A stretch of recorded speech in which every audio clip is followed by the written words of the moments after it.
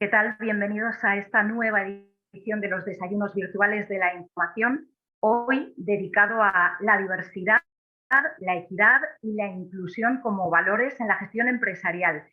Vamos a iniciar este foro, este desayuno, con dos invitadas de excepción, que conocen muy bien estos temas sobre el terreno, como nos gusta hacer en la información. Su visión, ya van a ver, al respecto nos va a aportar una perspectiva muy interesante y, como digo, sobre todo muy pegada al terreno. Voy a proceder a presentarlas a las dos. Son María Viver, que es directora de la Fundación Randstad. María es licenciada en Derecho por la Universidad Complutense, fue abogada en ejercicio, máster en Administración de Empresas por el Centro de Estudios Financieros de Madrid. Entre 2005 y 2006 obtuvo el título Programa de Liderazgo de la Gestión Pública del IES de Madrid. De 2000 a 2004 ocupó el cargo de asesora de Asuntos Sociales del presidente del Gobierno. Llevó a cabo informes, seguimiento de todas las políticas y acciones que estaban llevando a cabo desde el Ministerio de Trabajo y Asuntos Sociales, y ya en 2004 es cuando le encargaron dirigir y poner en marcha la Fundación Randstad. El fin social de la fundación pues es integrar a la integración laboral, vaya, de colectivos en riesgo de exclusión social, especialmente de personas con discapacidad y de mujeres. María, bienvenida. Muchas gracias, Ingrid. Y tenemos también con nosotros a Sonja Ullman, responsable de protección de la infancia y de adultos vulnerables, social. Ella es licenciada en psicología, especialista en atención temprana, máster en trastornos del lenguaje y de la comunicación, realizó estudios avanzados en protección de la infancia, también posee formación en dirección de centros y servicios sociales, en gestión estratégica y en liderazgo. Antes de recalar en el British Council, ha estado al frente del diseño, implementación, seguimiento y evaluación de proyectos públicos y privados de educación inclusiva y social, y también de promoción de los derechos de los niños y adultos vulnerables. Quería leer vuestros currículum porque me parece muy importante destacar toda la trayectoria que tenéis y por qué estamos hablando con dos personas que están muy metidas en este asunto. Pero si os parece, vamos a ir ya con lo más importante, que es entrar en materia. Y me gustaría, nada, que empezásemos por poner un poco en perspectiva este tema, si os parece bien. Que empezásemos a dar un poco cómo ha evolucionado en los últimos años y qué importancia tiene ahora mismo la diversidad funcional en el mercado laboral español. No sé si quieres empezar, por ejemplo, tú, María. Fenomenal. Pues muchas gracias, Ingrid. Pues la evolución de la diversidad funcional en el mercado de trabajo español, la verdad es que nos tenemos que remontar al año 82. En el año 82 España fue pionera en aprobar una ley de inclusión de las personas con discapacidad, que posteriormente, antes se llamaba la LISMI, posteriormente se ha modificado en la Ley General de Discapacidad, que es una ley que vino a recoger toda la regulación que había en torno a la discapacidad, ¿no? Por lo tanto, de partida, estamos de aniversario, de 40 aniversario de esta ley, bueno, el año pasado. Llevamos 40 años ya con una regulación completa sobre esta materia. Por tanto, España es uno de los países más pioneros en estos temas. Pero ¿cómo ha ido la evolución? Bueno, pues yo que llevo trabajando 20 años en estas cosas, la realidad es que sí que he visto una evolución favorable, tanto del conocimiento como de la capacidad de acción de la sociedad en general y especialmente de las empresas, que son las que tienen que dar las oportunidades laborales a favor de la integración de personas con discapacidad. Pero de todas formas, creo que también hace falta y es bueno recordar algún dato de mercado de trabajo para saber que todavía queda bastante por hacer, ¿no? Es verdad que en España la población con discapacidad pues está en torno a los 3.200.000 personas que tienen una discapacidad. De ellos, personas activas, hay aproximadamente unos 2 millones que están en trabajar, o sea, entre los 16 y los 65 años, y de ellos activos hay tan solo 663.000 personas, ¿vale? Esto supone que la tasa de actividad de las personas con discapacidad es de un 34%, muy inferior a la tasa de actividad de la población general, que está en el 73%, ¿vale? De estas personas que están activas, la tasa de empleo es del 27% frente a la de la población general, que es del 62%. Por lo tanto, las personas que están ocupadas siguen siendo todavía pocas personas, ¿no? Hay todavía recorrido para llegar a las tasas de ocupación de la población general, por ejemplo, ¿no? Y en términos de la tasa de paro, todavía quedan casi 150.000 personas que quieren trabajar y que no encuentran un puesto de trabajo. Estamos en una tasa de paro de un 22% frente al 15% de la general. Por lo tanto, aunque sí que ha habido una evolución favorable, como he comentado al principio de la pregunta, creo que todavía queda recorrido por hacer. Entonces, bueno, pues yo creo que la tendencia es favorable. Las empresas cada vez están más sensibilizadas y tienen dentro de sus estrategias la inclusión de la diversidad en todos los sentidos, pero también es verdad de manera muy concreta de la diversidad funcional. Y esto, apoyado por la ley que establece pues, una cuota de RPA, está ayudando a que cada vez más esta situación mejore y haya más gente con discapacidad que esté participando de una manera activa a través de su trabajo. Te voy a trasladar también, Sonja Ulfman, responsable de políticas de diversidad del British Council, esta misma pregunta. Me ha llamado mucho la atención lo que ha comentado María. Claro, estamos hablando 40 años de una ley y todavía con unas tasas de actividad y unas tasas de paro relativamente bajas en relación a las totales, como si dijésemos, dentro del mercado laboral. Sonja, ¿tú qué sensación tienes? ¿Cómo has visto la evolución y en qué punto crees que estamos ahora mismo? Claro, a mí me gustaría mucho llamar vuestra atención sobre la situación actual que tenemos y el cambio de paradigma que se está produciendo, que se ha producido y que se va a producir, ¿no? Y es la incorporación del teletrabajo. Yo creo que precisamente la misma charla de hoy, ver que podemos estar en entornos diferentes trabajando y que muchas de las personas que trabajan para nosotros están trabajando ya desde casa. Han optado por esa modalidad, se han quedado en casa y efectivamente eso ha producido también un cambio en el tipo de profesionales que van a hacer falta dentro de las empresas y ha impactado de otra manera en las personas con diversidad funcional.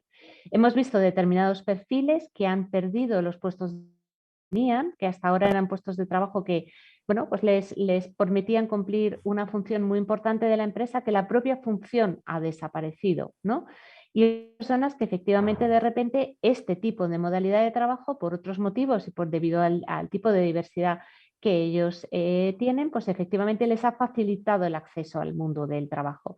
Entonces a mí me parece que nos hace falta detenernos un poco en ese avance que yo coincido plenamente con María. Yo creo que España en los últimos 40 años ha hecho muchísimo, pero creo que nos toca parar, mirar y decir qué ha cambiado y además de una manera muy drástica a través del COVID, la pandemia, pero que ahora ya no tiene que ver con el COVID, simplemente es que hemos cambiado la manera de trabajar, ¿no? Entonces, por ejemplo, en ese sentido, una de las iniciativas que hemos desarrollado en el British Council junto con ONCE ha sido la impartición de clases de inglés online para alumnos con discapacidad visual, ¿no? Entonces, ¿por qué os traigo esto como ejemplo? Bueno, pues anteriormente a la pandemia mirábamos mucho cómo aumentar el nivel de inglés de los alumnos para que pudieran acceder al mundo laboral. Y efectivamente, ONCE nos comentaba que muchas veces la mayor barrera no era la discapacidad visual, sino que estos alumnos no tenían acceso a un idioma. ¿Qué pasa? Que ahora efectivamente la pandemia nos ha permitido abrir todo lo que es el mundo online, participar de una manera diferente en el aprendizaje y ha sido el aprendizaje online el que les ha hecho accesible el idioma inglés, ¿no? Entonces, bueno, os lo pongo como un ejemplo, pero podría poneros muchos otros. Y os digo, creo que ha habido cosas muy positivas del teletrabajo y ha habido cosas que han impactado de manera negativa y que nos toca revisar, ¿no? Todos que estamos en diversidad y todos aquellos que están colaborando en ese ámbito, ¿en qué impacto ha tenido? Os voy a pedir también que hablemos de cómo puede contribuir el apoyo, pues potenciar la diversidad funcional a la inversión dentro de la propia comunidad y a la consecución de los objetivos de desarrollo sostenible de Naciones Unidas. O sea, trabajar desde lo local para alcanzar lo global, como si dijésemos. Podéis empezar cualquiera de las dos, si quieres, Sí. Sonia, por ejemplo, o María. Pues como queráis, si queréis sigo yo, ¿vale? Para combinarnos un poco. Perfecto. Bueno, a ver, los Objetivos de Desarrollo Sostenible aprobados por Naciones Unidas, ¿vale? Efectivamente, lo que ha venido es a cambiar a ver un cambio de paradigma, ¿vale? En el tratamiento de los impactos sociales, ¿vale? Los ODS es una guía, una hoja de ruta para que, bueno, pues la economía, ¿no?, como así se llama, vaya un poco a medir qué impacto social tiene las empresas y las organizaciones en cada uno de los negocios, pues qué impacto social tiene y cómo poder disminuir los riesgos para aminorar ese impacto negativo, ¿no? Tanto en el ámbito medioambiental como en el ámbito social, como en el ámbito también de buen gobierno, y luego cerrando pues, con el tema de alianzas estratégicas para poder llevar a cabo pues una colaboración lo más eficaz posible. ¿Qué ventajas ha traído este nuevo paradigma? Que además no es solamente, es un paradigma que a nivel nacional pues está englobado en los ODS, pero en Europa, por ejemplo, pues tenemos todo lo que es la regulación tan extensa, ¿no?, en todos estos temas, ¿no?, que puede ser que viene pues desde la regulación de los aspectos ESG, ¿vale?, de temas de impacto ambiental, social y de buen gobierno, con lo que es recientemente aprobado la taxonomía europea para la medición de estos impactos, la diligencia debida para la valoración de los riesgos y por tanto la puesta en marcha de determinadas acciones para minorar los impactos negativos, etcétera, ¿no? Entonces, efectivamente, dentro de toda esta regulación y dentro de los Objetivos de Desarrollo Sostenible, hablan en concreto pues, del impacto que hay en la comunidad, en los colectivos vulnerables y por tanto también en las personas con discapacidad. Y se habla en varios términos, ¿no? En términos, por ejemplo, el ODS 4 habla de educación de calidad para poder aminorar pues, esas diferencias y dar una buena formación que abra oportunidades y capacidades a todas las personas, también a las personas con discapacidad. El ODS 8 está hablando de trabajo decente y crecimiento económico, trabajo decente para todas las personas en igualdad de oportunidades. El ODS 10 habla precisamente de esto, de la reducción de las desigualdades, que tiene que venir como consecuencia de esa educación y de esa asunción de oportunidades para todos, ¿no? Entonces, creo que esta regulación sí que está poniendo el punto de atención en estos temas y estos temas llegan y bajan hasta, por ejemplo, pues lo que estamos tratando, los temas de diversidad e inclusión de todo tipo de personas, también de las personas con discapacidad y en concreto la inversión en la comunidad. Bueno, pues lo que estamos viendo es que esta palanca de acción de toda esta regulación está generando que que las empresas busquen las maneras de cómo poder hacer para mitigar estos riesgos, ¿no? Y tenemos ejemplos, nosotros colaboramos por ejemplo con Acciona y con otras empresas que además de desarrollar proyectos de infraestructuras públicas, lo que quieren es crear proyectos sociales para minorar ese impacto negativo que pueda tener la obra pública en la comunidad, ¿no? Entonces, ¿esto por qué viene? Pues yo creo que viene como consecuencia de esta regulación y este cambio de paradigma, como os decía, que establecen los ODS, el mirar cuáles son los impactos negativos y soslayarlo de alguna manera con la realización de proyectos que generen también un impacto positivo. ¿Cómo lo ves tú, Sonia? Cuéntame. Tú piensas que yo vengo del mundo de la educación, ¿no? Entonces yo miro a las generaciones que vienen y son unas generaciones que vienen con otros anhelos, deseos, necesidades y probablemente que han crecido en otros entornos. Yo creo que son muchas veces ya jóvenes que han crecido en entornos inclusivos, que han visto la diversidad funcional como un alumno más en el aula, que han jugado con él en el patio, que han hecho excursiones con ellos y que también aspiran a encontrar en el trabajo algo diferente, ¿no? Se oye mucho que efectivamente ya no son aquellos que a lo mejor se quedan horas sin descansar trabajo y hacen, bueno, pues jornadas maratonianas, no están tan pegados y ligados a un trabajo, sino que efectivamente les gusta ir buscando su propia satisfacción también en el trabajo, sus propios retos, sus propias metas. Y por lo que yo hablo con ellos, una de ellas realmente es el contar con un mundo sostenible, tanto a nivel medioambiental, creo que están muy concienciados de los riesgos del cambio climático, por ejemplo, como también efectivamente lo que es el encontrarse con personas diferentes. Entonces, yo creo que ellos no conciben ya unos lugares de trabajo que no sean entornos seguros y protegidos. Sabes que ahí también tengo el doble gorro de protección, ¿no?, de adultos vulnerables y que efectivamente lo que ellos quieren encontrar es lo que precisamente van a potenciar los objetivos de desarrollo sostenible, ¿no?, que son entornos seguros donde todo el mundo tiene una oportunidad, donde eso hace que todos como sociedad podamos crecer. Y yo de verdad que pienso que los jóvenes van a apostar por ello porque han crecido con ello, se han educado en ello y además creen en ello. Entonces yo creo mucho que las generaciones jóvenes van a apostar y mucho porque esto se cumpla. Me gusta este último aspecto que has traído, Sonia, el tema de la implicación de los jóvenes en este asunto y cómo las nuevas generaciones tienen un punto de vista radicalmente diferente al que teníamos nosotros probablemente con su edad. Y ahora os voy a pedir también que hablemos un poco de la implicación o de la colaboración más bien entre el sector público y el sector privado en este asunto de iniciativas que ya hay en marcha, pero también de hacia dónde deben evolucionar.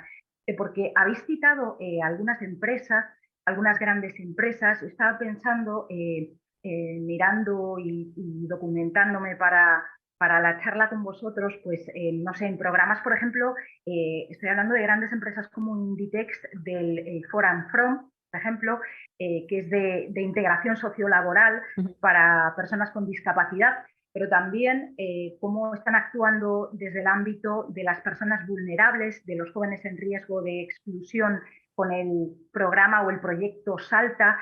Habéis mencionado otras empresas también, habéis hablado de Acciona, habéis hablado de lo que estáis haciendo también vosotros. Quiero que pongamos ahora la vista en eso.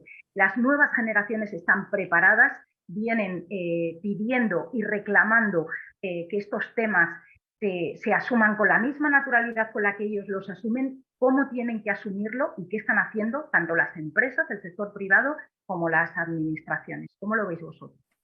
Claro. Perdona, María, que igual te he cortado. No te preocupes, sigue. Adelante, María. María, ¿sí? ¿Sigues tú? Sigue, lo hago yo, no te preocupes. Ok, fenomenal. Bueno, sí es verdad que efectivamente las nuevas generaciones vienen con otra asunción de prioridades muy diferente a las generaciones anteriores, ¿no? Y la verdad es que todos estos temas de diversidad, inclusión, del cuidado del cambio climático, de la manera de entender el trabajo, bueno, pues está generando cambios muy importantes dentro de las organizaciones, indudablemente.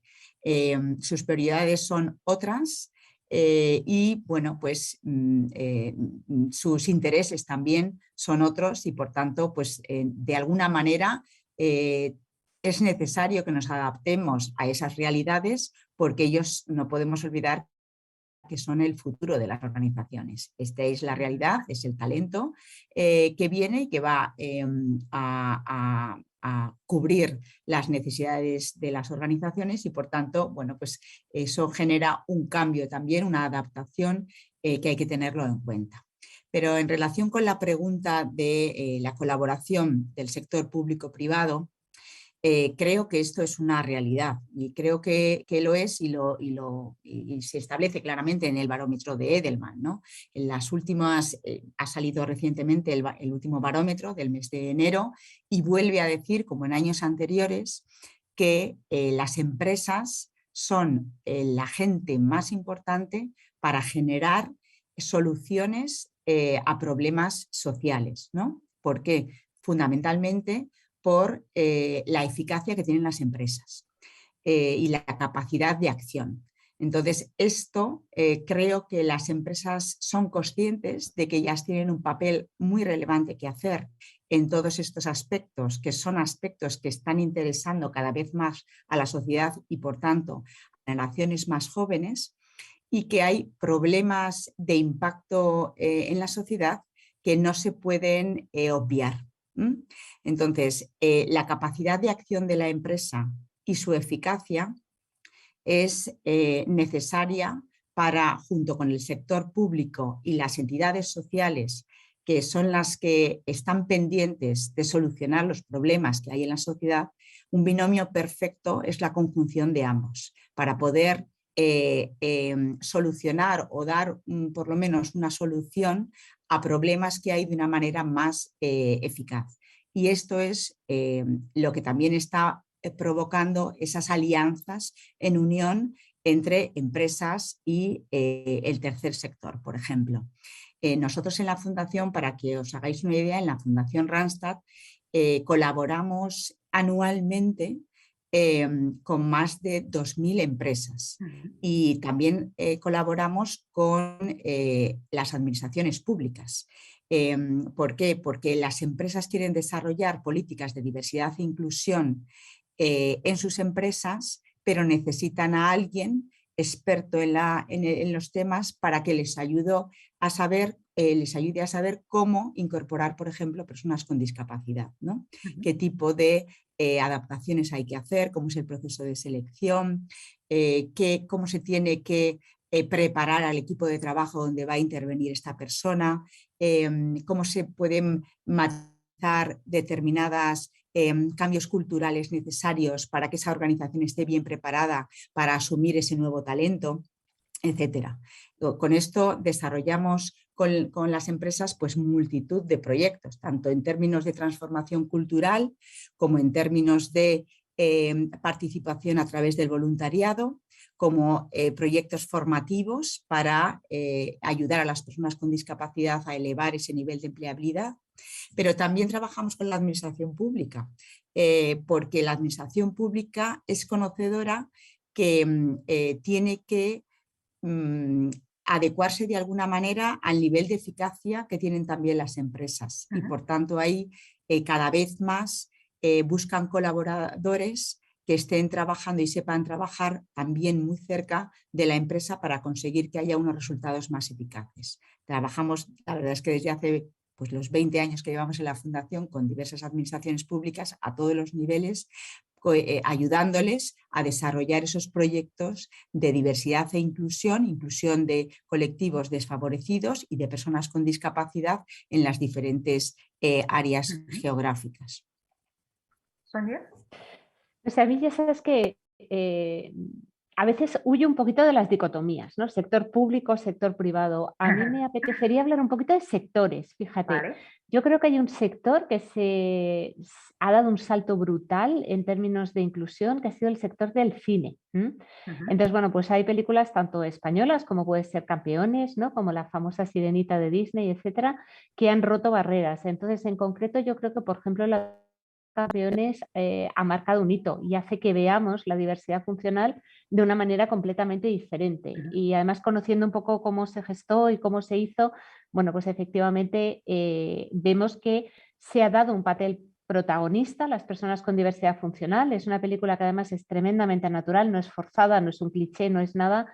y a mí desde luego me parece una iniciativa buenísima. La iniciativa que nombrabas tú, liderada por Inditex, en colaboración con Fundación Prodis, es otra cosa que me parece que es un hito, ¿no? A mí me gusta ir a esa tienda por cómo me tratan, ¿vale? Porque siento una atención, ¿no?, por parte de las personas que están ahí, que me da calorcito y me hace sentir bien, ¿no? Y de repente dices, oh, qué iniciativa más interesante. Entonces yo creo que a veces de lo que se trata es de intentar localizar en determinados ámbitos, en determinados sectores, dónde estamos fallando, dónde podemos dar el do de pecho, dónde podemos avanzar, ¿no? Entonces, por ejemplo, hemos tenido el tema de educación con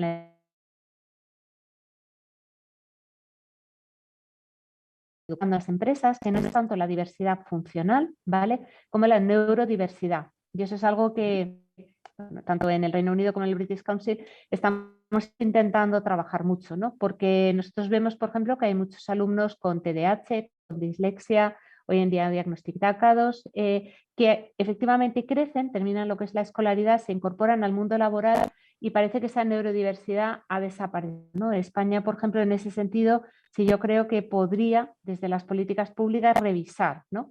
Porque es verdad que es muy importante tener en cuenta e incluir a las personas con una discapacidad, pero también a lo mejor aquellas que no tienen una discapacidad diagnosticada, pero sí tienen un funcionamiento diferente a nivel neurológico. Y pensamos que precisamente es allí donde va a haber un mayor enriquecimiento de las empresas, porque sabemos perfectamente, bueno, esto ya sería meternos un poco más en todo lo que es la parte de psicología, funciones ejecutivas, etcétera, que soy fan, pero no os voy a abrumar, pero sí me gustaría que volvamos un poco a esa sensación, ¿no?, que tú vas a un lugar de trabajo donde tú te puedes presentar como tú eres, que donde te aceptan, donde intentan ver cómo puedes dar un mayor rendimiento, eso está claro, pero siempre, ¿no?, pues desde esas capacidades que tú tienes y apostando porque no todos somos iguales. Y de verdad, quedaros con el término de neurodiversidad porque yo estoy convencida que va a petar muy fuerte en los siguientes años. Pues anoto el tema de la neurodiversidad. Me parece interesante lo que has traído al debate con el tema de la transformación cultural, sobre todo por el cambio de perspectiva desde la que se afronta este problema. Y ahora, María, hablabas de que estáis trabajando en Randstad con 2.000 empresas. Por lo que podéis testar vosotros, ¿dónde o más bien qué tipos de discapacidad diríais que son los que están enfrentando mayores barreras a la hora de integrarse desde el punto de vista laboral? Con este prisma que tenéis tan amplio, ¿dónde focalizáis los principales problemas? Bueno, vamos a ver. Hay que entender el mundo de la discapacidad como un mundo muy heterogéneo. Por tanto, yo no voy a estigmatizar un tipo de discapacidad, ¿no?, porque llevo años trabajando precisamente en eliminar ese tipo de conclusiones, ¿no? Creo que cada persona es un mundo y que hay muchas personas con discapacidad muy diferentes, igual que lo somos cada uno de los que participamos en la sociedad. O sea, quiero decir que catalogar los tipos de discapacidad, si pueden ser o no, no me gusta hacerlo, de la misma manera que no haría tampoco, no ay, no me sale la palabra. Sí, como no harías lo mismo con... Sí, con una persona pues según su color de pelo, ¿no? Los rubios, los morenos o los pelirrojos, ¿no? Entonces, yo creo que lo que tenemos que cambiar es la manera de mirar a las personas, ¿vale? De manera que la reflexión que yo hago aquí es qué debemos hacer cada uno de nosotros, cada una de las organizaciones, para que el talento con discapacidad tenga una oportunidad de entrada en nuestras organizaciones. Y ahí lo que tenemos que ver y ser capaces de mirada diferente es las capacidades que tienen cada una de esas personas, sus méritos, sus intereses, su experiencia y conocimiento. Y en base a eso tendremos que ser capaces de ver si se ajusta esas capacidades a las necesidades que tiene el puesto de trabajo al que estamos buscando esa cobertura. Y esta es un cambio radical en la manera de enfocar el talento con discapacidad. Sabemos que ahora mismo las organizaciones tienen una escasez de talento, que es necesario cubrir determinados puestos de trabajo y que no se encuentra ese talento. Por tanto, no podemos permitirnos el lujo de desperdiciar muchísimo talento que hay en las personas con discapacidad. Y la manera de poder aprovechar ese talento, sin duda alguna, es cambiar ese enfoque, ver qué capacidades tienen, analizar cuál es su experiencia, conocimientos y, por tanto, darles una oportunidad y casar el puesto de trabajo al que vamos a hacer para que haya una buena onboarding en la empresa y bueno, pues la persona pueda estar de manera eficaz y producir como cualquier otro talento. Ese es, yo creo, el cambio también que hay que hacer dentro de las organizaciones para poder conseguir pues el objetivo que tienen todas, ¿no? Que al final es conseguir talento con discapacidad que esté en sus organizaciones para que las enriquezca y para que formen parte también pues, de sus empresas. Voy a tomar el guante que acabas de lanzar para repreguntar quizá lo que sí que tiene que ver un poco con lo que estás comentando, y es el tipo de barreras que se encuentra en general el talento con discapacidad, que probablemente sea la pregunta en cuestión, a lo que querías responderme. Sí. Si quieres, puedes responder y después le damos el turno a Sonia otra vez. Bueno, para no quitar tampoco más tiempo y dejarle también a Sonia, pero muy rápidamente la principal barrera es la falta de conocimiento. Está clarísimo, ¿vale? Los miedos que hay de no saber, de poner primero que esa persona tiene discapacidad sin ahondar en lo que hay detrás de esa persona. De hecho, fijaros, desde hace ya 3 años nosotros estamos trabajando en una campaña de comunicación que sale cada año, que se llama La acción de lo humano, que lo que quiere es poner la atención en que no se mire el aspecto de la discapacidad, sino que se vaya más allá a mirar qué hay detrás de esa persona, ¿no? Y entonces ahí encontramos personas tan extraordinarias como David Soteres, que es una persona con discapacidad que trabaja en una empresa, en Timpers, que todas las personas que trabajan tienen una discapacidad. Es una empresa que hace zapatillas, que está en online y la verdad es que les está yendo fenomenal, fenomenal. Él es ciego y hace zapatillas. Entonces, ¿cómo puede hacer un ciego una zapatilla que está triunfando en el mercado? Bueno, pues porque a pesar de que él no ve, ha encontrado la manera de poder hacer. Y esto es algo que hay que comentarlo. La gente que tiene un tipo de discapacidad puede tener una falta de acción en determinadas cosas, pero desarrollan a nivel máximo otra serie de capacidades para poder llegar a donde de otra manera no llegarían. Y esto es lo que tenemos que entender, ¿no? Que posiblemente a lo mejor no puedan hacer las cosas de manera como nosotros lo haríamos, pero que sí son capaces de hacer las cosas, porque buscan otras maneras de hacerlas y eso les hace ser más creativos, superar las barreras, ser más resilientes y saber que hay que trabajar en equipo. Y todas estas cosas son las competencias que se están demandando hoy en el mercado de trabajo. Por lo tanto, hay que abrir un poquito esa mentalidad y decir, ¿qué me puede aportar a mí una persona con discapacidad? Pues todo esto que he dicho y además su capacidad de trabajo. Sonia, desde tu punto de vista, ¿cuáles son esas principales barreras para el talento con discapacidad? Yo me voy a quedar con cosas que habéis dicho y hago un repaso rápido que sé que vamos luego justos de tiempo, ¿no? Pero bueno, primero volviendo a tu pregunta sobre el tipo de discapacidad, ¿no? Que enfrenta mayores barreras, ¿no? Yo creo que me gustaría también cambiar un poco la pregunta. Yo creo que son los sectores en los que se encuentran mayores barreras y yo creo que sí que hay que hacer una reflexión profunda sobre qué está pasando en determinados sectores, ¿no? El sector de la educación, los centros educativos, por ejemplo, ¿no? ¿Qué está pasando allí con la inclusión de personas con diversidad funcional? ¿Se está dando igual que en otros entornos? Yo creo que no. Luego estaría la parte, efectivamente, de cómo cambia cómo vemos a la persona con discapacidad, ¿no? Se ha pasado de un modelo médico a un modelo social. Entonces, somos muy conscientes de que muchas veces son las barreras que tiene la persona a la hora de enfrentarse con el entorno las que tenemos que intentar quitar, reducir o eliminar siempre que sea posible. Y ahí efectivamente cuando hablamos, que es lo que me comentabas en tu pregunta, en cuanto a las barreras, yo creo que por un lado hay una serie de prejuicios, ¿no? Sabemos, pero sabemos una serie de cosas que automáticamente aparecen en nuestro cerebro y que ni siquiera a lo mejor están constatadas, incluso antes de conocer a la persona con discapacidad. Hay un corto que está protagonizado por una persona con síndrome de Down que efectivamente lo que refleja es el impacto que crea en una serie de personas el entrar en una sala y ver que la persona que les va a hacer la entrevista es una persona con síndrome de Down, ¿no? Y ves como automáticamente ¿no? Ese es el primer gesto, ¿no? Entonces yo creo que hay una serie de prejuicios que van acompañados por el simple hecho de pensar que es una persona con síndrome de Down o una persona con otro tipo de diversidad funcional que saltan automáticamente todo nuestro pensamiento a pensar otras cosas.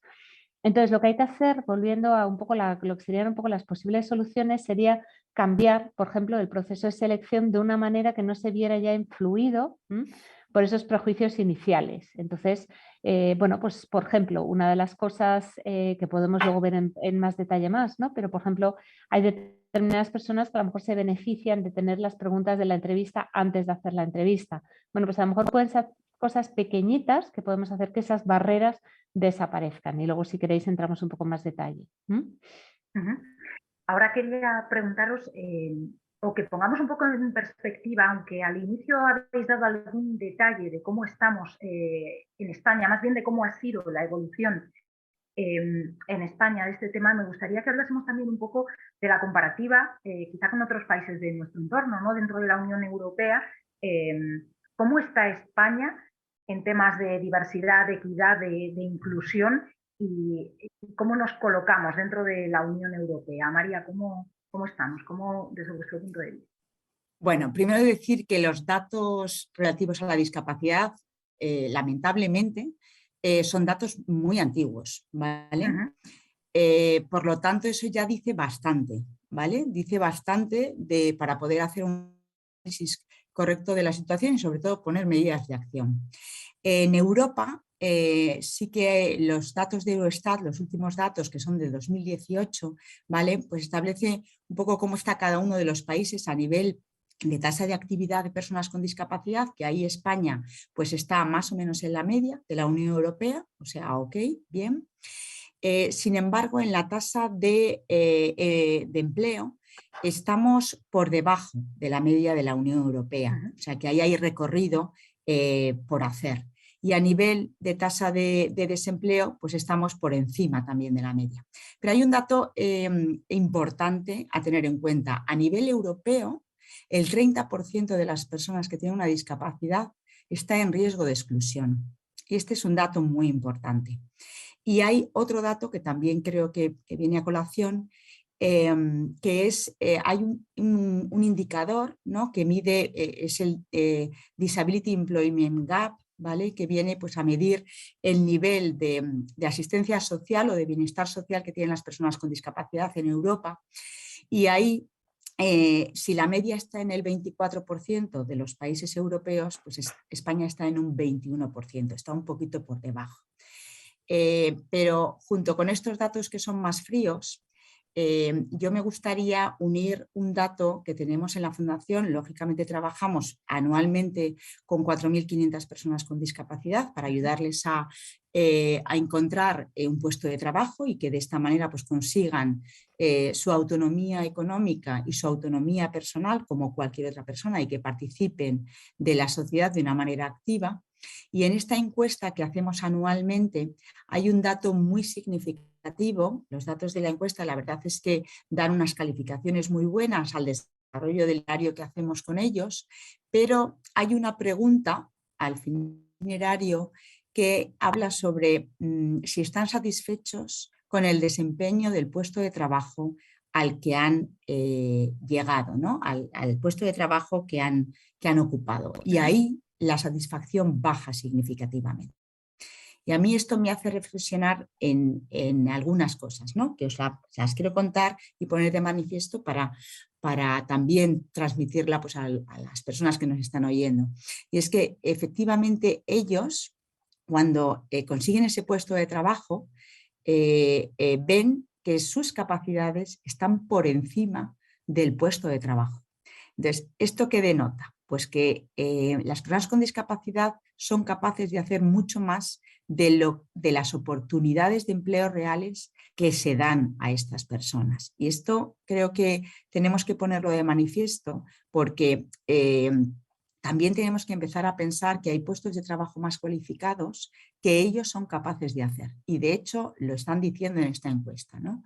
Que el grado de satisfacción con los empleos que se les ofrecen pues no es del todo satisfactorio. Así que bueno, simplemente dejo esta reflexión ahí para ver si entre todos podemos alcanzar unos niveles de satisfacción mejores. Sonia, ¿cuál es tu punto de vista? Claro, yo creo que, como bien decía antes María, ¿no? Yo creo que hace 40 años en España fuimos muy pioneros, ¿no? La LISMI yo creo que fue también luego un antes y un después. La LGD ha reformado muchos aspectos. Entonces yo creo que hemos sido muy pioneros y nos hemos quedado ahí un poco estancados, ¿vale? Entonces yo sé que hay muchas empresas que efectivamente, antes te decía, yo creo que hay que contestar por sectores y por empresas concretas porque tenemos ejemplos excelentes, ¿no? Pero en términos generales yo creo que ese liderazgo que teníamos dentro de Europa en muchos sentidos y bueno, pues yo que he trabajado a lo mejor más en ámbito europeo, he visto que muchas veces la gente se maravillaba, ¿no? Cuando le hablábamos del empleo con apoyo, le hablábamos de una serie de iniciativas que teníamos y decíamos esto aquí sería impensable, nos han copiado, nos han intentado desarrollar incluso más allá de lo que nosotros teníamos. Y yo creo que lo que tenemos que hacer es eso, sentarnos y decir, mira, esto no está hecho, ya no es simplemente la ley, pero queremos volver a coger ese liderazgo porque yo creo que tenemos una historia muy buena que contar, ¿no? Y sobre todo ahí yo reivindicaría también el tejido asociativo. Yo creo que tenemos un tejido asociativo en ONGs, fundaciones sin ánimo de lucro, etcétera, dentro de lo que es el territorio nacional muy potente y muy fuerte, que es un montón. Y yo creo que hay que traerles también a la palestra para ver de qué manera podemos afrontar lo que son los nuevos retos, ¿no? Lo que tenemos que hacer es ver, pues, efectivamente, qué va a pasar con cosas como el envejecimiento de las personas con diversidad funcional y cómo vamos a responder a ello desde la empresa. ¿Qué vamos a hacer cuando efectivamente, como antes comentaba, vamos a pasar a un trabajo más online? ¿Qué vamos a hacer cuando efectivamente los entornos son cada vez más diversos y el tema de los idiomas cada vez es más importante? Entonces yo creo que lo que nos falta es dar respuesta a los nuevos retos, no tanto quedarnos en los antiguos, sino pasar a los nuevos. Quería aprovechar, si os parece, este último turno, cuando hemos hablado de que ahora sí tenemos modelos y tenemos talento con discapacidad que se da a conocer. Me preocupa el tema que habéis dicho de la sobrecapacitación, lo que ha comentado María, porque no es un problema general del mercado laboral, pero claro, en este sector estamos hablando de que a este talento le hacemos jugar con desventaja, en realidad, cuando acceden a puestos que o no llegan ni siquiera a acceder a los puestos que deberían. Y luego después también el tema de que nos hayamos estancado después de 40 años y después de haber sido un poco pioneros, pero quería pediros que prácticamente unas conclusiones, que si os parece me comentéis un poco.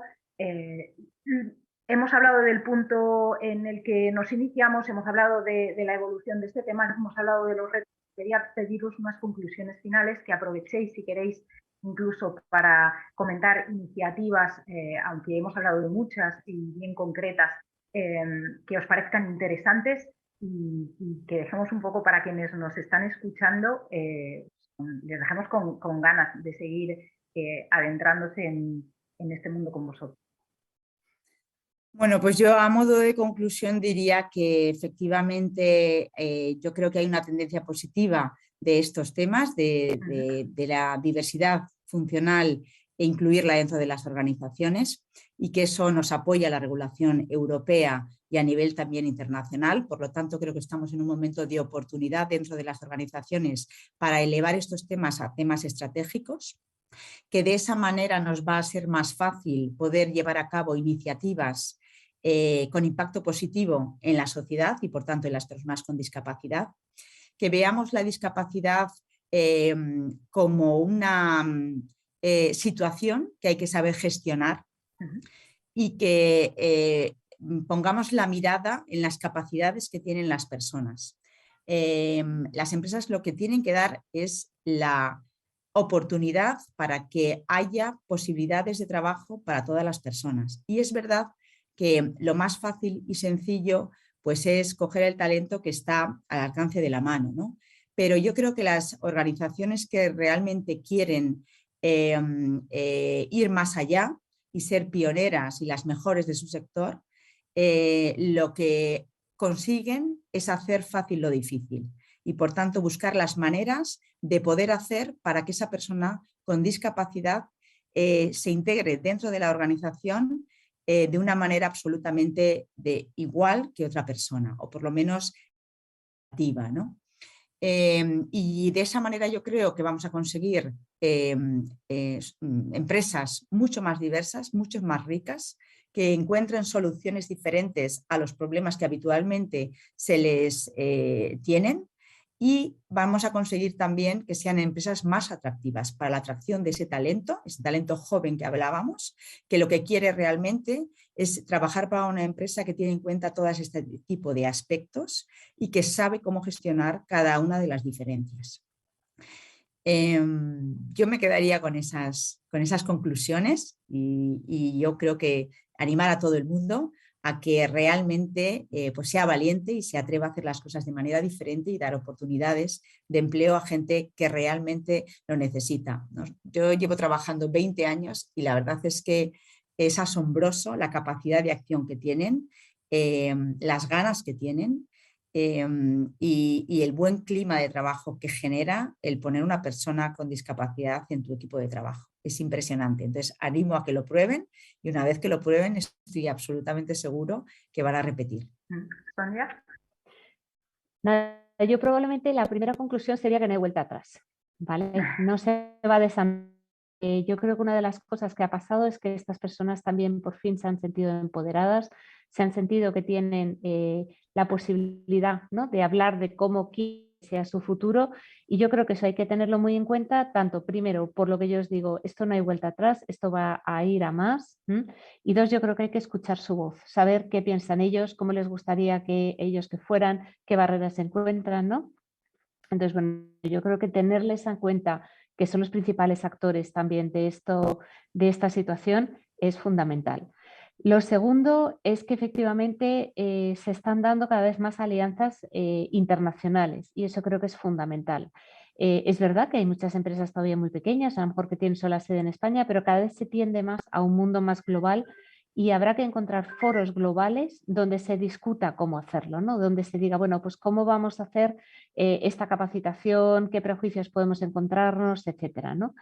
Y a la vez yo creo que también la conclusión es que se nos abren no solo nuevos retos, pero también nuevas oportunidades, cosas que hasta ahora no habíamos pensado, ¿no? Como comentábamos antes del mundo online. Entonces yo creo que esa parte es fundamental.